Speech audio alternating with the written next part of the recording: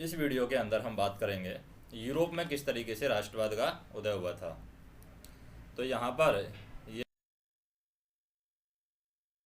जो राष्ट्रवाद के उदय की चित्र दिखाया गया है। राष्ट्रवाद की अगर पहली अभिव्यक्ति है 1789 में फ्रांसीसी क्रांति के साथ हुई थी। अगर राष्ट्रवाद की अभिव्यक्ति की बात करें तो पहली अभिव्यक्ति यानी राष्ट्रवाद के बारे में सोचा कब था? ये 1789 में फ्रांसीसी क्रांति के साथ में इसकी अभिव्यक्ति होती है। जैसा कि हमें पता है कि 1789 में फ्रांस एक ऐसा राज्य था। 1789 की अगर बात करें हम 1789 में फ्रांस एक ऐसा राज्य था जिसके संपूर्ण भूभाग पर निरंकुश राजा का आधिपत्य था। फ्रांसीसी क्रांति से जो राजनीतिक और संवैधानिक बदलाव हुए हैं उनसे क्या हुआ है, उनसे प्रभुसत्ता राजतंत्र से निकल करके फ्रांसीसी नागरिकों के समूह में हस्तांतरित हो गई और क्रांति ने घोषणा की कि अब लोगों के द्वारा राष्ट्र का गठन होगा और वे ही उसकी नियति तय करेंगे। उसके बाद में प्रारंभ से ही फ्रांसीसी क्रांतिकारियों ने ऐसे अनेक कदम उठाए हैं जिनसे फ्रांसीसी लोगों के एक सामूहिक पहचान की भावना पैदा हो सके। जैसे पितृभूमि है, पितृभूमि एवं नागरिक, ये जो विचार हैं, पितृभूमि और नागरिक जैसे विचारों ने एक संयुक्त समुदाय के विचार पर बल दिया है, जिसे हम कह सकते हैं जिसे एक संविधान के अंतर्गत समान अधिकार प्राप्त थे। अतः नया फ्रांसीसी झंडा तिरंगा यहाँ पर चुना गया था, जिससे पहले की राष्ट्रध्वज की जगह यहाँ पर ले ली थी। और स्टेट जनरल का जो चुनाव है सक्रिय नागरिकों के समूह द्वारा किया जाने लगा और उनका नाम बदल करके नेशनल असेंबली यहाँ पर कर दिया गया। तो यहाँ पर ये हम देख सकते हैं, ये फेडरिक सारियू विश्वव्यापी प्रजातांत्रिक और सामाजिक गणराज्यों का स्वप्न राष्ट्रों के बीच में संधि है, ये 1848 में हुई है, वो दिखाया गया है। उसके बाद में यहाँ पर निरंकुशवाद क्या होता है? निरंकुशवाद की बात करें तो ऐसी सरकार या शासन व्यवस्था जिसकी सत्ता पर किसी और का कोई अंकुश नहीं होता है। इतिहास में ऐसी राजशाही सरकारों का निरंकुश सरकार कहा जाता है और जो अत्यंत केंद्रीकृत सैन्य बल पर आधारित और दमनकारी सरकारें यहाँ पर होती हैं। तो हम बात करें 1848 की। 1848 में फ्रांसीसी कलाकार थे फेडरिक सारियू ने 4 चित्रों की एक श्रृंखला बनाई और उसने उसमें सपनों का एक संसार रचा और उसके शब्दों में जनतांत्रिक और सामाजिक गणतंत्र से मिलकर के बना था। इस श्रृंखला पहले चित्र को हम देखें तो इस चित्र में हम देखें, इसमें क्या है, यूरोप और अमेरिका के लोग दिखाए गए हैं। सभी उम्र और सामाजिक वर्गों के स्त्री पुरुष हैं यहाँ पर एक लंबी कतार में यहाँ पर दिखाए गए हैं। सभी ये लंबी कतार है, इसमें यहाँ पर दिखाए गए हैं। यूरोप और अमेरिका के लोग दिखाए गए हैं, सभी उम्र के लोग हैं, सभी सामाजिक वर्गों के स्त्री पुरुष एक लंबी कतार में दिखाए गए हैं। और लंबी कतार है ये स्वतंत्रता की प्रतिमा की यहाँ पर वंदना कर रही है। अब ये यहाँ पर स्वतंत्रता की प्रतिमा है, पर ये लंबी कतार है, वो वंदना कर रही है। तो यहाँ पर आपको याद होगा कि फ्रांसीसी क्रांति के दौरान कलाकार स्वतंत्रता को महिला का रूप प्रदान किया करते थे और यहाँ भी आप ज्ञानोदय की मिसाल को पहचान सकते हैं। उनके एक हाथ में हम बात करें, यहाँ पर इनके एक हाथ में क्या है, इनके एक हाथ में है ज्ञानोदय की पहचान अगर हम करें तो जो मसाल है यहाँ पर एक हाथ में, ये मसाल है उनके एक हाथ में और दूसरे में मनुष्य के अधिकारों का यहाँ पर घोषणा पत्र है। ये दूसरे हाथ में मनुष्यों के अधिकारों का यहाँ पर घोषणा पत्र है इस महिला के हाथ में। तो ये यहाँ पर स्वतंत्रता के रूप में दिखाया गया है।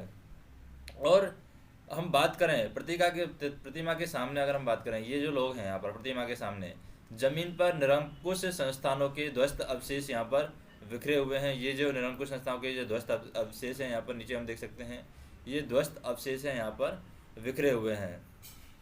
और सारियू के कल्पना आदर्श यानी यूटोपिया की दुनिया में लोग अलग राष्ट्रों के समूह में बटे हुए थे जिनकी पहचान उनके कपड़े और राष्ट्रीय पोशाक से की हुई है। स्वतंत्रता की मूर्ति से कहीं आगे इस जुलूस का नेतृत्व कर रहे संयुक्त राज्य अमेरिका, तो ये जुलूस है इसका नेतृत्व कर रहे हैं संयुक्त राज्य अमेरिका और स्विट्जरलैंड, इनके यहाँ पर वो भी दिखाए गए हैं। राष्ट्र राज्य यहाँ पर ये बन चुके थे, राज्य में संयुक्त राज्य अमेरिका और स्विट्जरलैंड, ये दो देश थे उस समय तक क्या है, राष्ट्र राज्य बन चुके थे। फ्रांस जो क्रांतिकारी तिरंगे से पहचाना जा सकता था, प्रतिमा के पास में यहाँ पर फ्रांस को हम क्रांतिकारी राज्य के रूप में देख सकते हैं और ये प्रतिमा के पास में फ्रांस है, अभी अभी पहुंचा है। उसके पीछे जर्मनी के लोग हैं जो काला, लाल और सुनहरा झंडा थामे हुए हैं, ये जहाँ पर जर्मनी के लोग हैं। और ये यहाँ पर संयुक्त राज्य अमेरिका है और उसके बाद में उसके पीछे जर्मनी के लोग हैं जहाँ पर काला, लाल और सुनहरा झंडा थामे हुए हैं। तो यह दिलचस्प है कि जिस समय सारियू ने यह छवि निर्मित की थी, जर्मन लोग तब तक एक संयुक्त राष्ट्र का हिस्सा नहीं बने थे। जो झंडा वे थामे हुए थे वह 1848 की उदारवादी उम्मीदों की अभिव्यक्ति था, जिसमें अनेक जर्मनवासी रियासतों का एक प्रजातांत्रिक संविधान के अंतर्गत एक राष्ट्र राज्य में गठित करने की यहाँ पर चाहत थी। जर्मन लोगों के बाद में ऑस्ट्रिया, दो सिलसिलियों के राजशाही, Lombardy, Poland, England, Ireland, Hungary और रूस के लोग हैं। और ऊपर के स्वर्ग से हम देखें यहाँ पर, ऊपर के स्वर्ग से यहाँ पर हम देखें तो ऊपर के स्वर्ग से ईसा मसीह, संत फरिश्ते इस दृश्य पर अपनी नज़र जमाए हुए हैं और उसका इस्तेमाल है दुनिया के राष्ट्रों के बीच में भाईचारे के प्रतीक के रूप में ये चित्र का इस्तेमाल किया गया है। तो ऐसे कई विषय यहाँ पर उठाए गए हैं जो काल्पनिक अभिव्यक्ति यानी शारीरिक चित्र जैसे चित्र में बताया गया है। ऐसे कई विषय हैं। 19वीं सदी के दौरान राष्ट्रवाद एक ऐसी ताकत बनकर के उभरा जिसने यूरोप के राजतांत्रिक और मानसिक जगत में भारी परिवर्तन ला दिए और इन परिवर्तनों से अंततः यूरोप के बहुराष्ट्रीय वंशी साम्राज्यों के स्थान पर राष्ट्र राज्य का उदय हुआ। यूरोप में लंबे समय से एक ऐसे आधुनिक राज्य की गतिविधियां और विचार विकसित हो रहे थे जिनमें स्पष्ट रूप से परिभाषित क्षेत्र पर प्रभुसत्ता एक केंद्रीय शक्ति की थी, लेकिन राष्ट्र राज्य में न केवल उनके शासक बल्कि उनके अधिकांश नागरिकों में एक साझा पहचान का अभाव और साझा इतिहास और विरासत की भावना थी। और साझेपन की यह भावना है अनंत काल से नहीं, यह संघर्षों, नेताओं और आम लोगों की सरगर्मियों से ये निर्मित थी। तो यहाँ पर विविध प्रक्रियाओं पर प्रकाश हम देखेंगे कि विविध प्रक्रियाएं किस तरीके से हुई। अगर जनमत संग्रह की बात करें, जनमत संग्रह क्या होता है? एक प्रत्यक्ष मतदान जिसके जरिए एक सभी लोग हैं एक प्रस्ताव को स्वीकार और अस्वीकार करते हैं, उसे हम कहते हैं जनमत संग्रह। अगर हम बात करें अस्टन रेनन की, तो ये अस्टन रेनन का एक स्रोत है जिसमें हम देख सकते हैं ये अर्नस्ट रेनन। तो ये है अर्नस्ट रेनन। राष्ट्र क्या है, इसके अकॉर्डिंग राष्ट्र क्या है? तो ये फ्रांसीसी दार्शनिक थे। अर्नस्ट रेनन ने 1882 में सोर्बोन विश्वविद्यालय में एक व्याख्यान में राष्ट्र को अपनी समझ को प्रस्तुत किया और बाद में यह व्याख्यान है एक प्रसिद्ध निबंध के रूप में छापा जिसका शीर्षक था राष्ट्र क्या है। और इस निबंध में रेनन अन्य लोगों द्वारा प्रस्तावित इस विचार की आलोचना करता है कि राष्ट्र समान भाषा, नस्ल, धर्म या क्षेत्र से बनता है। एक राष्ट्र लंबे प्रयासों, त्याग और निष्ठा का चरम बिंदु होता है। शौर्य वीरता से युक्त अतीत महान पुरुषों के नाम और गौरव, यह एक सामाजिक पूंजी है जिस पर एक राष्ट्रीय विचार आधारित किया जाता है। अतीत में समान गौरव का होना, वर्तमान में एक समान इच्छा संकल्प का होना, साथ मिलकर के महान काम करना, आगे ऐसे काम करने की इच्छा, एक जनसमूह, यह सब जरूरी शर्तें हैं। अतः राष्ट्र एक बड़ी और व्यापक एकता है और उसका अस्तित्व रोज होने वाले जनमत संग्रह से है और प्रांत उसके निवासी हैं। अगर सलाह लिए जाने का किसी का अधिकार है तो वह निवासी है। किसी देश का विलय करने और किसी देश पर उसकी इच्छा के विरुद्ध राष्ट्र की वास्तव में दिलचस्पी होती है। राष्ट्रों का अस्तित्व में होना स्वतंत्रता की गारंटी है। अगर दुनिया में केवल एक कानून और उसका केवल एक मालिक होता है तो यह स्वतंत्रता का क्या होता है? लोप होता है। फ्रांसीसी की अगर हम बात करें, फ्रांसीसी क्रांति और राष्ट्र का विचार किस तरीके से आया है? राष्ट्रवाद की पहली जो स्पष्ट अभिव्यक्ति है 1789 में फ्रांसीसी क्रांति के साथ में हुई थी। जैसा कि हमें याद है कि 1789 में फ्रांस एक ऐसा राज्य था जिसके संपूर्ण भूभाग पर एक निरंकुश राज्य का आधिपत्य था। फ्रांसीसी क्रांति से जो राजनीतिक और संवैधानिक बदलाव हुए उनसे प्रभुसत्ता राजतंत्र से निकल करके फ्रांसीसी नागरिकों के समूह में यहाँ पर स्थानांतरित हो गई और क्रांति ने घोषणा की कि अब लोगों के द्वारा राष्ट्र का गठन होगा और वे ही उनकी नियति यहाँ पर तय करेंगे। उसके बाद में हम देखें कि प्रारंभ में फ्रांसीसी क्रांति से अनेक कदम उठाए जिनमें फ्रांसीसी लोगों ने में एक सामूहिक पहचान की भावना पैदा हो गई। पितृभूमि और नागरिक जैसे विचारों ने संयुक्त समुदाय के विचार पर बल दिया जिसे एक संविधान के अंतर्गत समान अधिकार प्राप्त थे। अतः एक नया फ्रांसीसी झंडा तिरंगा यहाँ पर चुना गया और जब ये चुना गया जिससे पहले की जगह ली थी उसका नाम बदल करके नेशनल असेंबली कर दिया गया। नई स्थितियाँ रची गई और शपथें ली गई, शहीदों का गुणगान हुआ और यह सब राष्ट्र के नाम पर हुआ। एक केंद्रीय प्रशासनिक व्यवस्था लागू की गई जिसने अपने भूभाग पर रहने वाले सभी नागरिकों के लिए समान कानून बनाए हैं और आंतरिक आयात निर्यात शुल्क समाप्त कर दिए। बाहर और नापने की एक समान व्यवस्था यहाँ पर लागू की गई। ये बोलियाँ हैं उनको हतोत्साहित किया गया और पेरिस में फ्रेंच जैसी बोली और लिखी जाती थी और वही राष्ट्र की भाषा यहाँ पर या वही है यहाँ पर राष्ट्र की समान भाषा बन गई थी। अब बात करें क्रांतिकारियों ने यहाँ पर यह घोषणा की। यहाँ पर एक चित्र हम देख सकते हैं, ये है जर्मन पंचांग का मुख्य पृष्ठ है, जिसे पत्रकार एड्रियास रेवान ने 1798 में डिजाइन। फ्रेंच बास्टीन में क्रांतिकारी भीड़ के प्रवेश के चित्र को उसमें मिलते जुलते किले के बगल में यहाँ पर यह बनाया गया है। और यह किला है जर्मन प्रांत निरंकुश शासन का है। ये जो किला दिखाया गया है ये कैसल में निरंकुश शासन के गढ़ के रूप में चित्रित किया गया है। और इस चित्र के साथ में एक नारा भी यहाँ पर दिया गया है, लोगों को अपनी आज़ादी मुट्ठी में कर लेनी चाहिए। और रेवमान एक पत्रकार था जो मेज नामक शहर में रहता था और वह जर्मन जोकोविन गुट का वो सदस्य था। उसके बाद में क्या होता है कि क्रांतिकारियों ने यहाँ पर यह घोषणा कर दी कि फ्रांसीसी राष्ट्र का एक भाग्य और लक्ष्य था कि वह लोगों को निरंकुश शासकों से मुक्त कराए। दूसरे शब्दों में फ्रांस यूरोप के अन्य लोगों को राष्ट्रों में गठित होने में मदद करेगा। और जब फ्रांस की घटनाओं की खबर यूरोप के विभिन्न शहरों में पहुंची तो छात्र और शिक्षित मध्यवर्ग के अन्य सदस्य जैकोबिन क्लबों की स्थापना करने लगे और उनकी गतिविधियां और अभियानों ने उन फ्रेंच सेनाओं के लिए रास्ता तैयार किया। और 1790 के दशक में हॉलैंड, बेल्जियम और स्विट्जरलैंड और इटली के बड़े इलाकों में घुसे। और क्रांतिकारी युद्धों के शुरू होने के साथ ही फ्रांसीसी सेनाएं राष्ट्रवाद के विचार को यहाँ पर विदेश ले जाने लगी। नेपोलियन के नियंत्रण में जो विशाल क्षेत्र आया वहाँ उसने अनेक की शुरुआत की जिन्हें फ्रांस में पहले ही आरंभ किया जाता। फ्रांस में राजतंत्र वापस ला करके नेपोलियन ने निसंदेह वहाँ पर प्रजातंत्र को नष्ट कर दिया। तो हम बात करें यहाँ पर वियना कांग्रेस 1815 के बाद का, ये यूरोप है, ये रूसी साम्राज्य है पूरा। और रूसी साम्राज्य में इधर Portugal, Spain, Morocco, Algeria, Tunis, France, इधर स्कॉटलैंड, आयरलैंड, ग्रेट ब्रिटेन, और इधर हम देखें नीदरलैंड है, ऑस्ट्रेलिया साम्राज्य, हंगरी, और इधर ऑटोमन साम्राज्य था ये पूरा। तो इस मानचित्र के अकॉर्डिंग हम देख सकते हैं ये नॉर्वे, स्वीडन है, अटलांटिक महासागर के यहाँ पर, आइसलैंड, डेनमार्क, नॉर्वे, स्वीडन, ये पोलैंड है, वाइवेरिया। तो ये वियना कांग्रेस से 1815 के बाद का यूरोप है, यहाँ पर ये दिखाया गया है। मगर प्रशासनिक क्षेत्र में उनकी जो क्रांतिकारी सिद्धांतों का समावेश यहाँ पर किया गया था और ताकि पूरी व्यवस्था के अधिक तर्कसंगत और कुशल बन सके। 1804 की नागरिक संहिता, जिसे आमतौर पर नेपोलियन की संहिता के नाम से जाना जाता है, इसने जन्म पर आधारित विशेष अधिकार समाप्त कर दिए और उसने कानून के समक्ष बराबरी और संपत्ति के अधिकार को सुरक्षित किया। और इस संहिता को फ्रांसीसी नियंत्रण के अधीन क्षेत्रों में लागू किया गया।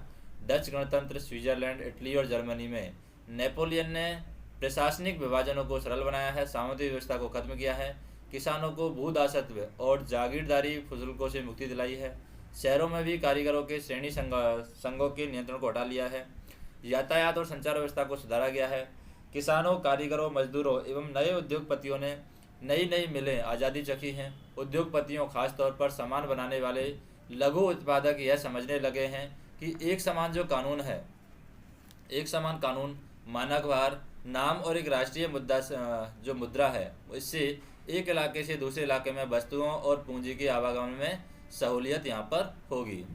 उसके बाद में हम यहाँ पर देखें, ये जो चित्र दिखाया गया है ये जेवेक्रेन जर्मनी में स्वतंत्रता के वृक्ष का रोपण यहाँ पर कर रहे हैं। तो यहाँ पर हम देख सकते हैं जर्मन चित्रकार थे कार्ल कैस्पर फ्रिट्ज के द्वारा बनाया गया है, ये रंगीन चित्र है।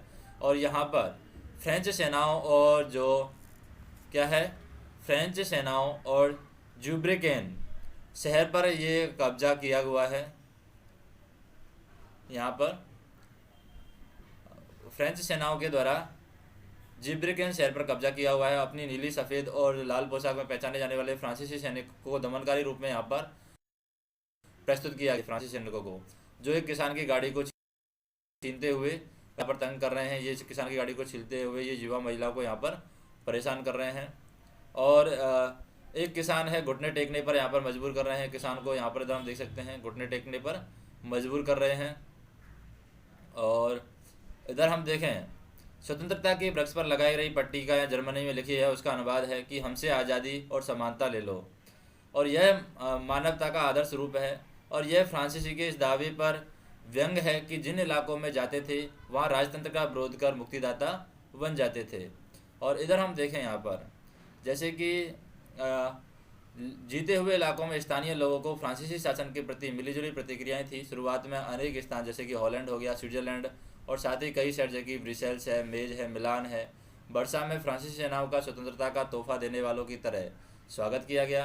मगर यह शुरुआती उत्साह है शीघ्र ही दुश्मनी में बदल गया और यहाँ पर यह साफ होने लगा कि नई प्रशासनिक व्यवस्थाएं हैं राजनीतिक स्वतंत्रता के अनुरूप नहीं हैं। बढ़े हुए कर सेंसरशिप बाकी यूरोप को जीतने के लिए हमें जबरन भर्ती से हो रहे नुकसान प्रशासनिक परिवर्तनों से मिले फायदों से कहीं ज़्यादा नज़र आने लगे हैं। फिर यहाँ पर राइनलैंड का डाकिया यानी कि लाइप्जिग से आते हुए सब कुछ यहाँ गवा देता है ये डाकिया। तो यहाँ पर नेपोलियन को 1813 में यहाँ पर लाइप्जिग की लड़ाई हार करके फ्रांस लौटते हुए डाकिया के रूप में दिखाया गया है।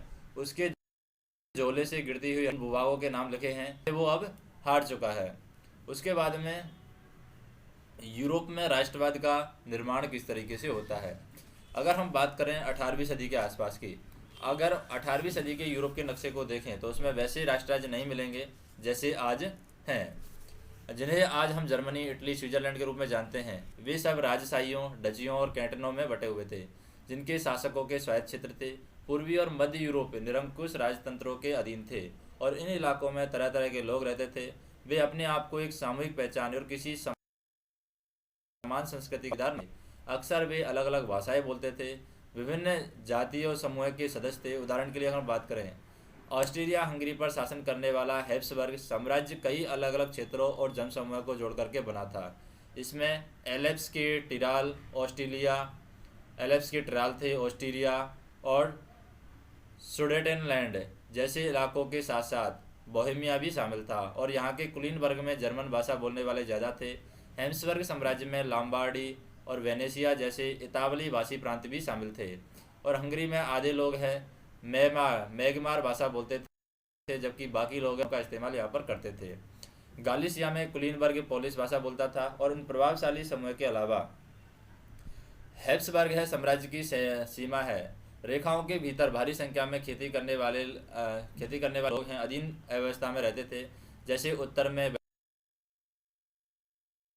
कार्नियोला में स्लोवेंस, दक्षिण में क्रोएट और पूरब की तरफ ट्रांसिल्वेनिया में रहने वाले रोमन लोग हैं। ऐसा फर्क राजनीतिक एकता को आसानी से बढ़ावा देने वाला नहीं था। इन तरह के समूह को यहाँ पर निष्ठा थी। उसके बाद में हम बात करें जैसे कि 1797 में नेपोलियन का इटली पर हमला, नेपोलियाई युद्धों की शुरुआत होती है। 1814 से 1815 में नेपोलियन का पतन होता है, वियना शांति संधि होती है। 1821 में यूनानी स्वतंत्रता के लिए संघर्ष होता है। 1848 में फ्रांस में क्रांति होती है। आर्थिक परेशानियों से ग्रस्त कारीगरों और औद्योगिक मजदूर और किसानों की बगावत होती है। मध्यवर्ग संवैधानिक और प्रतिनिधात्मक सरकार के गठन की यहाँ पर मांग करता है और यहाँ पर इतालवी, जर्मन, मैगमार, पोलिश, चेक आदि राष्ट्र राज्यों की यहाँ पर मांग करते हैं। 1859 से 1870 में इटली का एकीकरण होता है। जर्मनी का एकीकरण 1866 से 1871 के बीच में होता है। हैब्सबर्ग और ऑटोमन साम्राज्य में स्लाव राष्ट्रवाद मजबूत होता है 1905 में। कुलीनबर्ग और नया मध्यम वर्ग की बात करें तो सामाजिक और राजनीतिक रूप से जमीन का मालिक है। कुलीनबर्ग यूरोपीय महाद्वीप का सबसे प्रभुत्वशाली वर्ग था और इस वर्ग के सदस्य एक साझा जीवन शैली से बंधे हुए थे जो क्षेत्रीय विभाजन के आर पार व्याप्त थी। ये ग्रामीण इलाके में जायदाद और शहरी हवेलियों के मालिक थे। राजनीतिक कार्यों के लिए और उच्च वर्गों के लिए वे फ्रेंच भाषा का इस्तेमाल करते थे और उनके परिवार है अक्सर वैवाहिक संबंधों में आपस में जुड़े हुए रहते थे। मगर यह शक्तिशाली कुलीनबर्ग संख्या के लिहाज से एक छोटा समूह था और जनसंख्या के अधिकांश लोग हैं कृषक थे। पश्चिम में ज़्यादातर ज़मीन पर किराएदार और छोटे काश्तकार खेती करते थे, जबकि पूर्वी और मध्य यूरोप में भूमि विशाल जागीरों में बटी थी जिन पर भूदास खेती करते थे।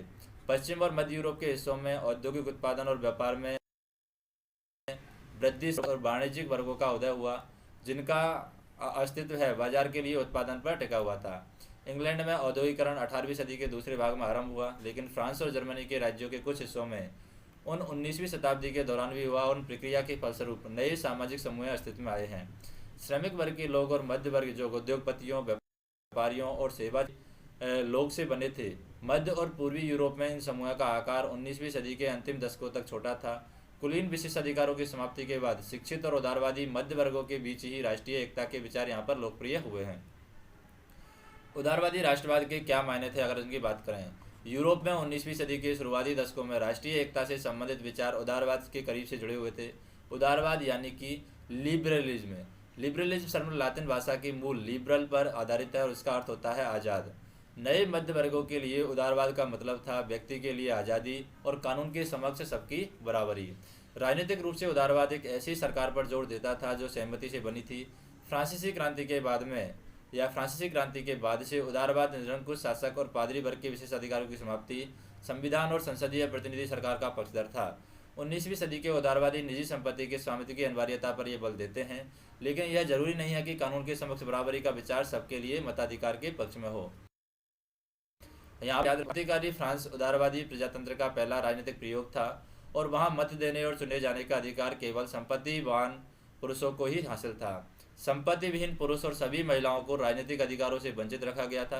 केवल थोड़े समय के लिए जैकोबिन शासन के समय सभी वयस्क पुरुषों का मताधिकार प्राप्त था, मगर नेपोलियन की संहिता पुनः सीमित मताधिकार वापस उसने महिलाओं को अवयस्क दर्जा देते हुए उन्हें पिता और पतियों के अधीन कर दिया और संपूर्ण 19वीं सदी और 20वीं सदी के आरंभिक वर्गों में महिलाओं और संपत्ति विहीन पुरुषों ने सत्ता की मांग करते हुए यहाँ पर आंदोलन हैं। आर्थिक क्षेत्र में उदारवाद की चीजें और पूंजी के आवागमन पर राज्य के द्वारा लगाए गए नियंत्रणों को खत्म करने के पक्ष में था और 19वीं सदी के दौरान उभरते हुए मध्य वर्गों को यह जोरदार मांग थी कि 19वीं सदी के पहले भाग में जर्मन भाषी इलाकों का उदाहरण लें। नेपोलियन के प्रशासनिक कदमों से यहाँ पर क्या है, अनगणित छोटे प्रदेशों से यहाँ पर 39 राज्यों का एक महासंघ बना और इसमें से प्रत्येक को अपनी मुद्रा और नापतोल प्रणाली थी। और 1833 में हेम्सबर्ग ने न्यूरेमबर्ग जाकर के अपना माल बेचने वाले एक व्यापारी को 11 सीमा शुल्क नाकों से गुजरना यहाँ पर पड़ता था। तो यहाँ पर अर्थशास्त्री राजनीतिक अर्थव्यवस्था की शब्दावली में सोचने लगे थे। वे चर्चा करने लगे थे कि राष्ट्र कैसे विकास कर सकता है, कौन से आर्थिक कदम है राष्ट्र को निर्मित करने में मदद कर सकते हैं। तो जर्मन के ट्यूबिजन विश्वविद्यालय में अर्थशास्त्र के प्रोफेसर यहाँ पर फ्रेडरिक लिस्ट ने 1834 में लिखा है कि जाल्वे राइन का लक्ष्य जर्मन लोगों को आर्थिक रूप से में एक राष्ट्र में बांध देना है। वह राष्ट्र के आर्थिक हालात जितना बाहरी तरह से उनके हितों की रक्षा करके मजबूत बनाया जाएगा, ना ही आंतरिक उत्पादकता को बढ़ा करके भी बनाया गया है। उसे प्रांतीय हितों को आपस में जोड़ करके राष्ट्रीय भावना को जगाना और कि एक मुक्त आर्थिक व्यवस्था ही राष्ट्रीय भावनाओं को उत्पन्न होने का एकमात्र जरिया है। और हर बार लगभग 5% सीमा शुल्क देना पड़ता था। शुल्क अक्सर है वस्तुओं का वजन आकार के अनुसार लगाए जाते थे, क्योंकि हर क्षेत्र को अपनी नापतोल की व्यवस्था थी। अतः हिसाब मसलन कपड़े को नापने का पैमाना एल था और जिसकी लंबाई जगह बदलने के साथ साथ घटती बढ़ती है। अक्सर एल कपड़ा फ्रैंकफर्ट में खरीदा जाता है। मेटनबर्ग है 65.6 सेंटीमीटर। वाणिज्यिक वर्ग ऐसी परिस्थितियों को आर्थिक विनिमय और विकास का बाधक मानते हुए एक ऐसी एकीकृत आर्थिक क्षेत्र के निर्माण के पक्ष में तर्क दे रहे हैं जहां वस्तुएं, लोग और पूंजी का पर जाल्वे राइन स्थापित किया गया, जिसमें अधिकांश जर्मन राज्य शामिल हो गए और इस संघ ने शुल्क अवरोधों को समाप्त कर दिया और मुद्राओं की संख्या 2 कर दी, जिसमें पहले 30 से ऊपर और उसके अलावा रेलवे के जाल ने यहाँ पर गतिशीलता बढ़ाई है। आर्थिक हितों को राष्ट्रीय एकीकरण का आर्थिक राष्ट्रवाद की लहर से मजबूत यहाँ पर बनाया है। रूढ़िवाद की अगर बात करें, रूढ़िवाद क्या है? ऐसा राजनीतिक दर्शन जो परंपरा स्थापित संस्थानों और रिवाजों पर जोर देता है और तेज बदलावों की बजाय क्रमिक और धीरे धीरे विकास की प्राथमिकता देता है। 1815 के बाद में एक नया रूढ़िवाद की अगर हम बात करें, 1815 में नेपोलियन की हार के बाद में यूरोपीय सरकारें रूढ़िवाद की भावना से प्रेरित थी। रूढ़िवादी मानते थे कि राज्य और समाज को स्थापित परंपराएं, संस्थाएं जैसे कि राजतंत्र, चर्च, रूढ़िवादी लोग हैं, क्रांति के पहले वापसी नहीं चाहते थे। नेपोलियन के द्वारा उन्होंने यह जान लिया था कि आधुनिकीकरण राजतंत्र जैसी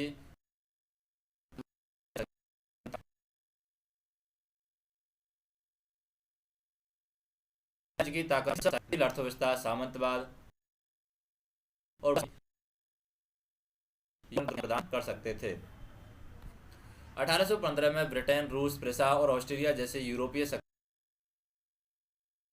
जिन्होंने प्रतिनिधि यूरोप के लिए एक समझौता तैयार करने के लिए वियना में मिले और इस सम्मेलन की मेजबानी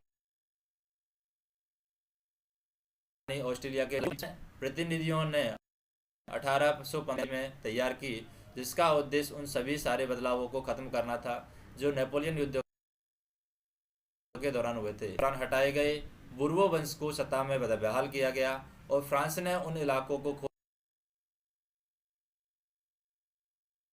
दिया जिन पर कर दिए गए ताकि भविष्य में फ्रांस विस्तार से न रह सके। और अतः हम बात करें उत्तर में नीदरलैंड का राज्य स्थापित किया गया जिसमें बेल्जियम शामिल था और दक्षिण में पीडमांड में नेजोआ जोड़ दिया गया और प्रेसा को उसकी पश्चिम सीमाओं पर महत्वपूर्ण नए इलाके दिए गए, जबकि ऑस्ट्रेलिया को उत्तरी इटली का नियंत्रण यहाँ पर सौंपा गया। मगर नेपोलियन ने 39 राज्यों का जो जर्मन महासंघ स्थापित किया गया था उसे बरकरार रखा गया और पूर्व में रूस को पोलैंड का एक हिस्सा दिया गया पर प्रदान किया गया। इन सब का मुख्य उद्देश्य उन राजतंत्रों की बहाली था जिन्हें नेपोलियन बर्खास्त कर दिया और साथ ही यूरोप में एक नई रूढ़िवादी व्यवस्था कायम करने का लक्ष्य यहाँ पर रखा था। यूरोप के नक्शे पर हम यहाँ पर देख सकते हैं वियना कांग्रेस के फलस्वरूप सामने जो आए हैं। 1815 में स्थापित रूढ़िवादी शासन व्यवस्थाएं निरंकुश थी, वे आलोचना और असहमति बर्दाश्त नहीं कर सकती थी। उन्होंने उन गतिविधियों को दबाना चाहा जो निरंकुश सरकारों की वैधता पर सवाल उठाती थी। ज़्यादातर सरकारों ने सेंसरशिप के नियम बनाए। उनका उद्देश्य अखबारों, किताबों, नाटकों, गीतों से व्यक्त उन बातों पर नियंत्रण लगाना था जिनसे फ्रांसीसी क्रांति से जुड़े स्वतंत्र और मुक्ति के विचार यहाँ पर झलकते थे। लेकिन फिर भी फ्रांसीसी क्रांति की स्मृति है उदारवादियों को लगातार प्रेरित कर रही थी और नई रूढ़िवादी व्यवस्था के आलोचक उदार के द्वारा उठाया गया एक मुख्य मुद्दा था, वो था प्रेस की आज़ादी। तो यहाँ पर हम बात कर सकते हैं जो प्रेस की आज़ादी है वो यहाँ पर बताया गया है। चिंतकों का क्लब है, ये 1820 के आसपास बनाया गया है। एक अनाम व्यंग्य चित्र है यहाँ पर, यानी जिसका नाम नहीं है लेकिन उन्होंने चित्र बनाया है। और यहाँ पर आज की बैठक का सबसे महत्वपूर्ण प्रश्न यहाँ पर लिखा है, यहाँ पर हम सबसे देख सकते हैं आज की बैठक का सबसे महत्वपूर्ण प्रश्न है वो क्या लिखा हुआ है, हमें कब सोचने दिया जाएगा। और यहाँ पर क्लबों के नियम हम देख सकते हैं, ये क्लब के नियम हैं। यहाँ पर पढ़े लिखे समाज का पहला नियम है खामोशी। और ऐसी स्थिति से बचने के लिए जब इस क्लब का कोई सदस्य बोलने का लोभ का शिकार हो जाए तो सदस्यों को प्रवेश करने पर मुंहबंद करने वाले मोहर यहाँ पर बांटे जाते थे। उसके बाद में हम बात करें क्रांतिकारियों की, 1815 के बाद के वर्षों में दमन के वैसे अनेक उदारवादी राष्ट्रवादियों को भूमिगत कर दिया गया। बहुत सारे यूरोपीय राज्यों में क्रांतिकारियों को प्रशिक्षण देने और विचारों का प्रसार करने के लिए यहाँ पर गुप्त संगठन उभर के आए हैं। और उस समय क्रांतिकारी होने का मतलब उन राजतंत्रीय व्यवस्थाओं का विरोध करने से था जो वियना कांग्रेस के बाद स्थापित की गई थी। साथ ही स्वतंत्रता और मुक्ति के लिए प्रतिबद्ध होना, संघर्ष करना क्रांतिकारी होने के लिए जरूरी था। क्रांतिकारी राष्ट्र राज्यों की स्थापना को आज़ादी के संघर्ष का अनिवार्य हिस्सा मानते थे। उसके बाद में ऐसा ही एक व्यक्ति था इटली का क्रांतिकारी, यहाँ पर जूसेपी मैत्सिनी। उनका जन्म है 1807 में जोनोवा में हुआ था और वह कार्बोनारी के गुप्त संगठन का एक सदस्य बन गया था। और 24 साल की युवावस्था में लिंगुरिया में क्रांति करने के लिए उसे बहिष्कृत कर दिया गया।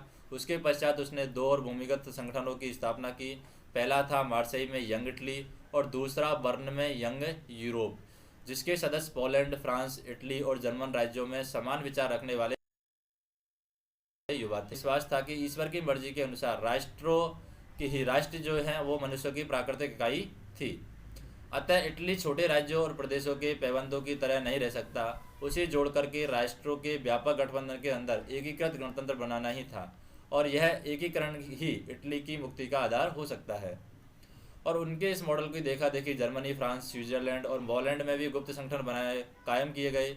मैत्सिनी के द्वारा राजतंत्र का घोर विरोध करके और प्रजातांत्रिक गणतंत्रों के अपने स्वप्न से मैत्सिनी ने रूढ़िवादियों को हरा दिया और मेटरनिख ने उसे हमारी सामाजिक व्यवस्था का सबसे खतरनाक दुश्मन यहाँ पर बताया है।